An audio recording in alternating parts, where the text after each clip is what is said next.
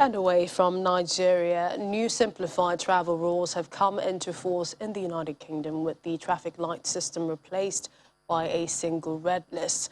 Most fully vaccinated travelers arriving from non-red list countries will no longer have to take a test before setting off for the UK. Airlines UK said it would make traveling abroad easier and cheaper, but those coming from red list destinations must still pay to quarantine in a hotel for 10 days. Dr. Esther Ukorobi, GP Registrar, Worcester Royal Hospital in England, is with us now. Joins us virtually. Thanks for joining us on the programme. I mean, under the changes which came into force for 4 o'clock British summer time, the green and amber lists have been scrapped. It is great news for travel companies and airlines and families who might be getting away for the Christmas holiday. What are the reactions to the decision? It's true that today the amber list was scrapped and replaced with a single red list that's talking about the UK's traffic light system. And I think that's good news, especially for the fact that countries like Nigeria was previously on the amber list, but that list no longer exists at the moment.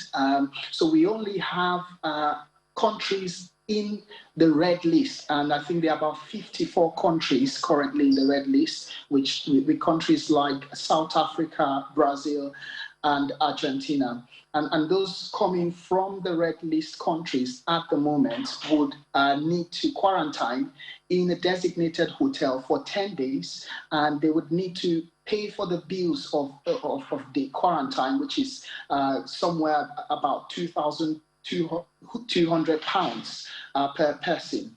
So it's a good news for people who were previously on the amber list, like Nigerians, and it makes travel easier, and it makes the logistics surrounding, testing before traveling a lot more easier. And Dr. Ukorobi, talking about testing, the rules are also being eased, and this is, like you've mentioned, people traveling from non-red list destinations. And then there's also any of the 18 other recognized countries. But it almost sounds as if it's all uhuru. Things are as good as back to normal in England.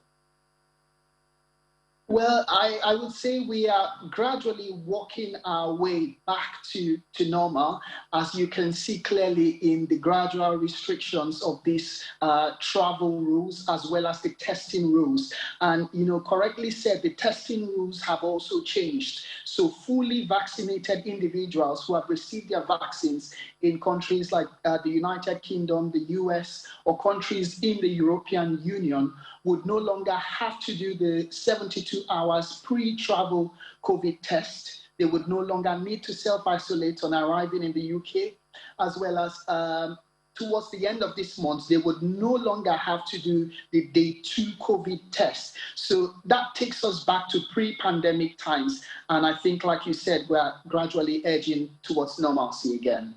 Finally, the Transport Secretary is quoted as saying the priority remains to protect public health, but with more than 8 in 10 people now fully vaccinated, we're able to take these steps to lower the cost of testing and, of course, to continue helping the sector to recovery. So having reached perhaps what a lot of people are calling herd immunity, where do you, or perhaps what are the expectations from governments, and this is ahead of winter? It is true that about 8 in 10 persons currently in the UK are vaccinated, and figures show that the link between hospitalization, rising cases and deaths have been weakened significantly since the start of this pandemic. I think the winter period is quite an important period for us here in the UK, and there's a lot of anticipation as to what the winter period will bring. And I think the government, on their part, are working towards managing the situation of the pandemic come the winter period. And I think they plan to do this through boosting the immunity of the UK population. And the plan currently is to do this through 4 different means. The first is to sort of maximize the vaccine take-up in individuals who are eligible for the vaccine, but for some reason have not had the vaccine or have refused to take the vaccine. And the second plan is to offer sort of booster doses to individuals who were part of the phase 1 vaccine program. So talking about the over 50s, those with comorbidities and health problems, frontline workers, those who live and work in the care home, and things like that. So they would be offered a booster dose in addition to the first 2 doses that they have received. Also, the government has rolled out what we call the 3rd dose of the COVID vaccine, and that's to individuals that have been identified by their GPs or by their doctors as having weakened immunity as a result of one illness or the other. They can receive a 3rd dose of the vaccine. And finally, the vaccine has also been rolled out to younger children, so ages 12 to 15 can now receive the first dose of the COVID vaccine. So doing all of this would go a further step in boosting the population's immunity and hopefully help to tackle the situation come winter period.